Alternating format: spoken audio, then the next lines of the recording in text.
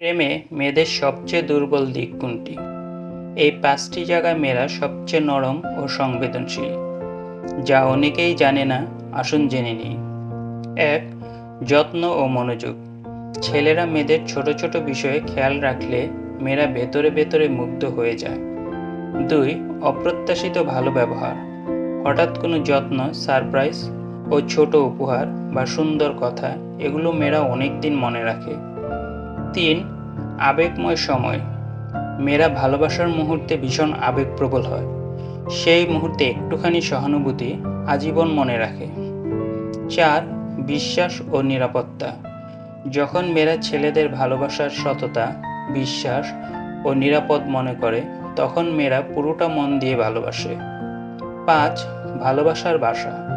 ভালোবাসায় কিছু রোমান্টিক কথা ও আবেগময়ী ভাষায় মেয়েরা সহজেই গলে যায়।